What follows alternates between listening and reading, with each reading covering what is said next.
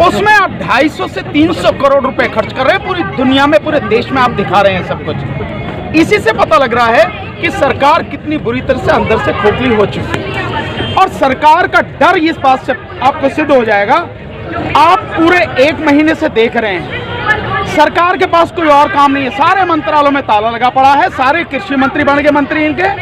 केवल और केवल जो किसान आंदोलन है, उस आंदोलन के विरोध में सारी रणनीति चल रही है, सारे कार्यक्रम चल रहे हैं। जिस मंच पर जाते, जहां जाते, प्रधानमंत्री केवल किसान की बात करते हैं। तो आपको समझ में आ जाना चाहिए कि सरकार अंदर से बहुत बुरी तरह से डरी हुई है और सरकार अंदर से पूरी खोखली हो चुकी है। लेकिन अभी टूटने में थोड़ा टाइम लगेगा। मोदी जी पता क्या है कि बड़ा हुआ तो क्या हुआ, जैसे पेड़ खजूर, पंथी को छाया नहीं, फल लागे अति दूर। और ये तो बिना फल के खजूर हैं जो इनकी हालत है। तो अभी इनको समझ नहीं आ रहा, अभी इनका अहंकार इन्हें जो है झुकने को मजबूर नहीं होने दे रहा। आ जाएगा, धीरे धीरे हो जाएगी ये सारी चीज़। कल भी संवाद हुआ, कल भी अलग अलग जगह पर उनके जो मंत्री थे वो मौजूद थे। किसानों को समझाने का प्रयास किया जा रहा था। कई मिनट तक जब उनका पूरा संवाद किसानों से चलता रहा, उसमें सिर्फ अपने ही बिल की जो खूबियाँ हैं वो गिनवाई गई कि किसान समझ नहीं रहा है, लेकिन ये बिल कितना महत्वपूर्ण है उनके लिए, सिर्फ वही गिनवाया गया। मैम, जो इन्होंने गिनवाया, आप उस 51 मिनट के प्रधानमंत्री का जो वक्तव्य है उसको बहुत ध्यान से फिर सुने आप। उसमें किसान बिल की कोई खूबी गिनवाई नहीं गई, क्योंकि खूबी हो तो गिनवाए ना। उसमें कोई खूबी नहीं है, कोई खूबी गिनवाई नहीं गई। हाँ, उसके किसान बिल को लेके झूठ जरूर बोला गया। जैसे मैं आपको 2-3 झूठ बताता हूं, उससे आपको पता लग जाएगा। प्रधानमंत्री ने कहा कि जो इस एग्रीमेंट में है, अगर किसान की फसल बर्बाद हो जाती है तब भी व्यापारी को उसका पैसा देना पड़ेगा। मैं चैलेंज करता हूं प्रधानमंत्री को, गृह मंत्री को, पूरी सरकार को, उनके साथ जितने भी लोग हैं उनको, उस कानून में किस सेक्शन में कहां लिखा है कि अगर किसान की फसल बर्बाद हो जाएगी तो भी व्यापारी को उसका पैसा देना पड़ेगा।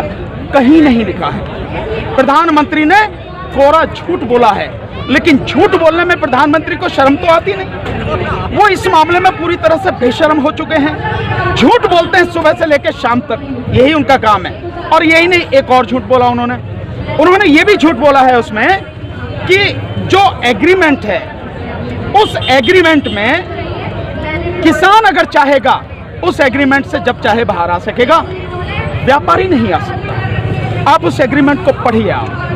और उसका सेक्शन 11 एग्रीमेंट वाला जो कानून है 11 पेज का, उस एग्रीमेंट के सेक्शन 11 में, यानी धारा 11 में बहुत स्पष्ट रूप से लिखा है जो एग्रीमेंट होगा उसमें किसी भी समय किसी भी तरह का बदलाव भी हो सकेगा और उसको खत्म भी किया जा सकेगा, लेकिन वो आपसी सहमति से होगा।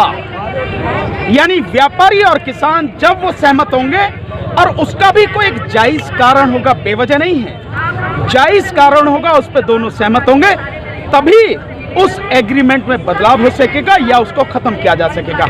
उसमें कहीं नहीं लिखा कि किसान अपनी मर्जी से जब चाहे बाहर हो जाएगा और जो व्यापारी है वो उससे बाहर नहीं हो सकता। तो ये झूठ भी उन्होंने बोला। एक और झूठ बोला है, और झूठ तो बहुत बोले, फिर आपको मैं मोटा मोटा सा ये बता रहा हूं। उन्होंने कहा कि इस कानून के बाद में एक भी मंडी खत्म नहीं हुई। आप पूरा देखिए, मध्य प्रदेश में जितनी मंडियां हैं, उन मंडियों में जो छोटी मंडियां हैं जिनकी गिनती है 369, वो 369 मंडियां पूरी तरह से खत्म हो चुकी हैं। ये मेरी रिपोर्ट नहीं है, आप जाके देखिए। सरकार के और जो मीडिया के साथी हैं उन्होंने जो दिखाया है वो रिपोर्ट है।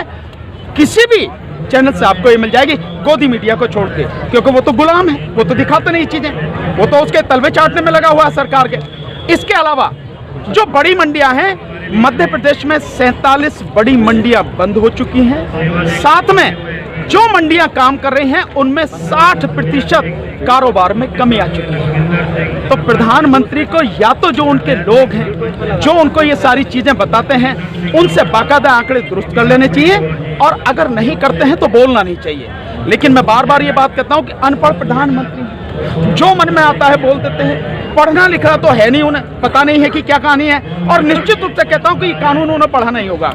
ये झूठ जो खुलेआम वो बोल रहे हैं, प्रधानमंत्री को इससे गुरेज करना चाहिए, ऐसा नहीं बोलना चाहिए। तो कल का जो भाषण था वो कानून की कोई भी उसकी प्रशंसा नहीं थी, क्योंकि प्रशंसा वाली कोई बात ही नहीं है। हाँ, झूठ जरूर उन्होंने बोला, ये कानून की बात है। उन्होंने कहा कि केरल में मंडियां नहीं है, वहां पर जाके विपक्ष प्रदर्शन करके दिखाए।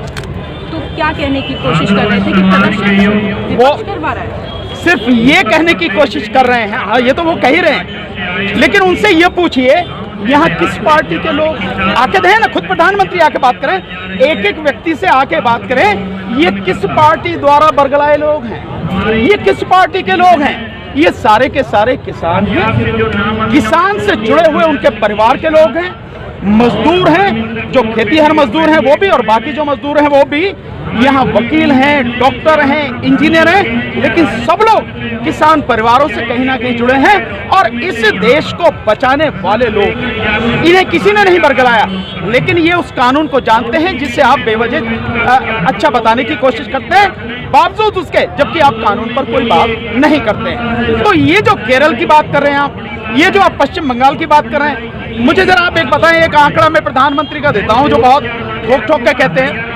आपने कल 18,000 करोड़ की बात करी, 9 करोड़ किसानों के खाते में चली गई। प्रधानमंत्री जी से जरा पूछो, जब पहली बार दिसंबर 2018 में आपने इस योजना को लागू किया, किसान सम्मान निधि को, तो तब आपने 8 करोड़ 12 लाख किसानों के खाते में ये पैसे डाले, और जब चौथी किस्त तक आई है तो चौथी किस्त का हाल ये है, मात्र 2 करोड़ 90 लाख लोगों के खाते में वो चौथी किस्त गई है। आपके अनुसार 5वीं, 6ठी, 7वीं किस्त जो कोरोना के काल की है उसका आता ही पता नहीं है। और जब ये सारी चीजें बताई गई तो प्रधानमंत्री की जो साइट है, इस किसान सम्मान निधि से जुड़ी हुई जो साइट है, उस साइट से बाकी सारे आंकड़े हटा ही दिए गए।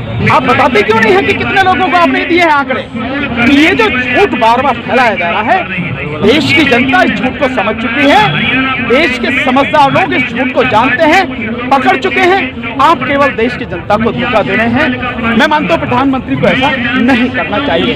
और ये जो बात केरल की बात, आप उनकी बात बाद में करेंगे, केरल की बात, पश्चिम बंगाल की बात बाद में करेंगे। पश्चिम बंगाल की तो सिर्फ इतनी ही है, पश्चिम बंगाल के 70 लाख किसान जो हैं उनको वहां की जो सरकार है 10,000 रुपए साल के दे रही है, विधानसभा जो उनकी जो राज्य की सरकार है, और आप कितना दे रहे हैं? 6,000। और इससे पहले भी जो तेलंगाना सरकार थी, जो आंध्रा सरकार थी, वो भी जो दे रही थी 1 एकड़ पर 40,000 रुपए किसानों को दे रही थी। आप ये दे रहे हैं केवल 2,000 रुपए 4 महीने में, 6,000 रुपए साल में। आंकड़े निकाल लीजिए, 16 रुपए 32 पैसे एक किसान को मिलते हैं। तो आपको समझ में आ जाना चाहिए, हमारा पैसा भीख के रूप में देके और उसी पैसे को देने के लिए जो नौटंकी कर रहे हैं उस पर 250 से 350 करोड़ रुपए खर्च कर रहे हैं। प्रधानमंत्री को सोचना चाहिए, उतना ही बोलिए, वैसा ही बोलिए जो लोग उसको हजम कर सके। ऐसा नहीं है कि आप जो मन में आए कहीं चले।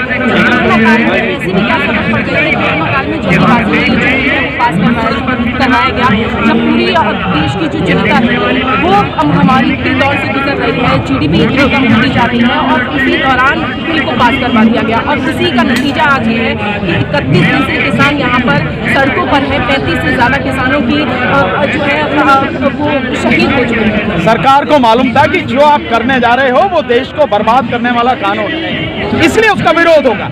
इसलिए पिछले चोर दरवाजे से आप उस समय आए हैं जिस समय आपने पूरे देश को लॉकडाउन में रखा हुआ है।